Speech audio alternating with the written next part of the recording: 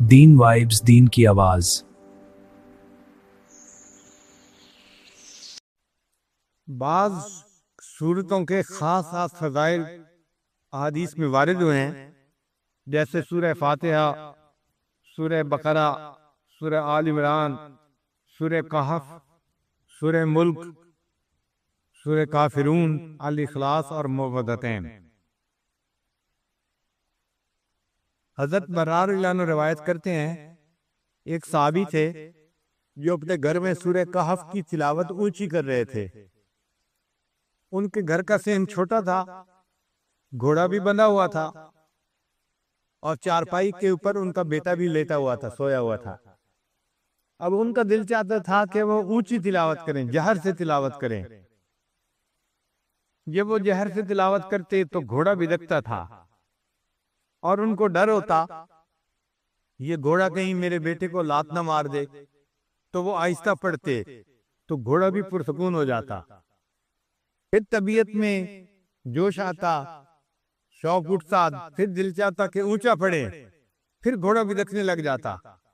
یہی ساری رات ہوتا رہا۔ جب صبح کا وقت ہوا، انہوں نے دعا کے لیے ہاتھ اٹھائے تو انہوں نے دیکھا کہ کچھ بادل سے ہیں جن کے اندر روشنیاں ہیں، اور یہ روشنیاں ان کے سر سے دور آسمان کی طرف جا رہی ہیں۔ پھر وہ نبی علیہ السلام کی خدمت میں حاضر ہوئے، فَذَكَرَ ذَلِكَ لِلنَّبِي صلی اللہ علیہ وسلم۔ انہوں نے نبی علیہ السلام کے سامنے یہ پوری رات کا قصہ بتایا تو نبی علیہ السلام نے فرمایا کہ یہ اللہ تعالیٰ کے فرشتے تھے جو تمہارے قرآن کی تلاوت سننے کے لیے تمہارے قریب آ گئے تھے۔ اگر تم تلاوت کرتے رہتے تو مدینے کے لوگ اپنی آنکھوں سے اللہ کے فرشتوں کو دیکھ لیتے۔ تو سورہ کہف کی تلاوت سننے کے لیے اللہ کے فرشتے آسمانوں سے نیچے اتر پڑے۔ ابو درداء رضی اللہ عنہ روایت کرتے ہیں، من حافظ 10 آیات من اول سورۃ الکہف، کہ جس بندے نے سورہ کہف کی پہلی 10 آیات کو یاد کر لیا، اسی من فتنۃ الدجال، اللہ تعالیٰ اس کو دجال کے فتنے سے محفوظ فرما لیں گے۔ پھر معاذ رضی اللہ عنہ فرماتے ہیں کہ نبی علیہ السلام نے ارشاد فرمایا، من قرأ اول سورۃ الکہف وآخرها کانت لہ نورا من قدمہ الی رأسہ، کہ جس نے سورہ کہف شروع میں تلاوت کی اس کے لیے قدموں سے لے کے سر تک نور ہوگا۔ ومن قرأها کلها، اور جس نے پوری سورہ کہف کی تلاوت کی، کانت لہ نورا ما بین السماء الی الارض، تو اس کے لیے اللہ تعالیٰ زمین سے لے کے آسمان تک نور پیدا فرما دیں گے۔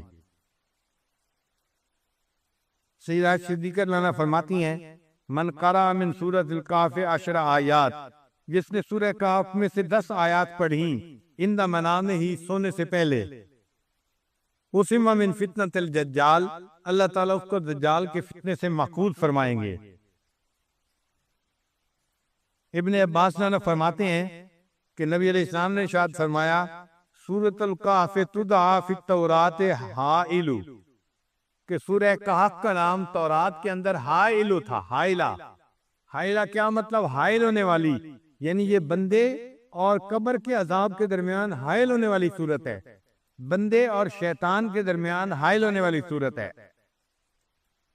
عبداللہ رضی اللہ عنہ فرماتے ہیں، قال رسول اللہ صلی اللہ علیہ وسلم، کہ نبی علیہ السلام نے ارشاد فرمایا، البیت الذی تقرأ فیہ سورۃ الکہف، وہ گھر جس کے اندر سورہ کہف کی تلاوت کی جاتی ہے، لا یدخلہ شیطان تلک اللیلہ، اس رات شیطان اس گھر کے اندر داخل نہیں ہو سکتا۔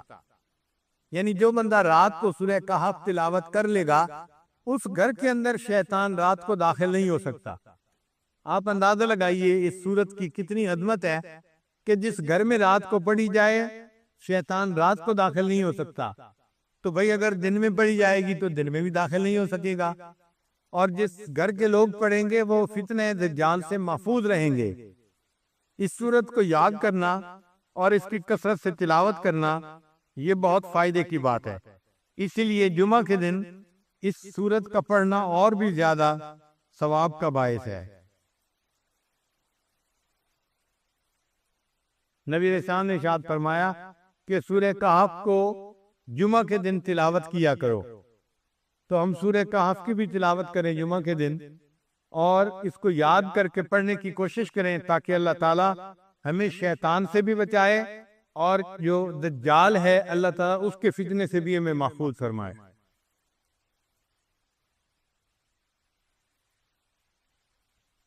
نام نے اس کے جواب میں فرمایا کہ اذن یغفر ذنبک وتکفی ہمک، اگر تو ہر وقت مجھ پر درود شریف پڑھے گا اللہ پھر تیرے سب گناہوں کو معاف کر دیں گے اور تیرے تمام غموں کو اللہ ختم فرما دے گا۔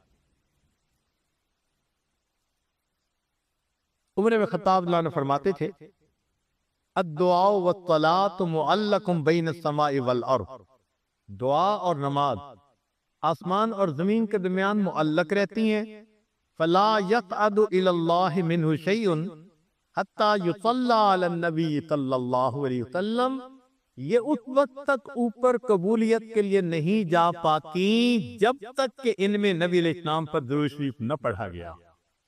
اس لیے ہر دعا سے پہلے بھی درود شریف پڑھنا چاہیے، بعد میں بھی پڑھنا چاہیے۔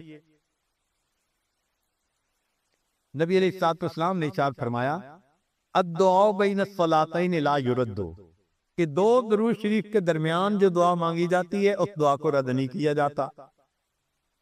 ایک حدیث مبارکہ میں نبی اسلام نے فرمایا من صلی علی فی کتاب لم تزل الملائکۃ تستغفر له ما دام اسمی فی ذلک الکتاب، اگر کوئی بندہ لکھ رہا ہو اور لکھتے ہوئے نبی علیہ السلام کا نام نامی اس میں گرامی آ جائے، اور وہ نام نامی اس میں گرامی کے ساتھ صلی اللہ علیہ وسلم لکھے، تو نبی علیہ السلام نے فرمایا جب تک اس کتاب میں میرے نام کے ساتھ یہ درود شریف لکھا رہے گا اس وقت تک ایک فرشتہ اس کے لیے استغفار کرتا رہے گا۔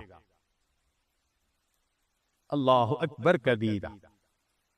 ابن مسعود رضی اللہ عنہ فرماتے ہیں کہ نبی علیہ السلام نے فرمایا اول الناس بی یوم القیامہ اکثرہم علی الصلاۃ، کہ جو بندہ مجھ پر سب سے زیادہ درود شریف پڑھتا ہوگا وہ پھر قیامت کے دن میرے سب سے زیادہ قریب بھی وہی بندہ ہوگا۔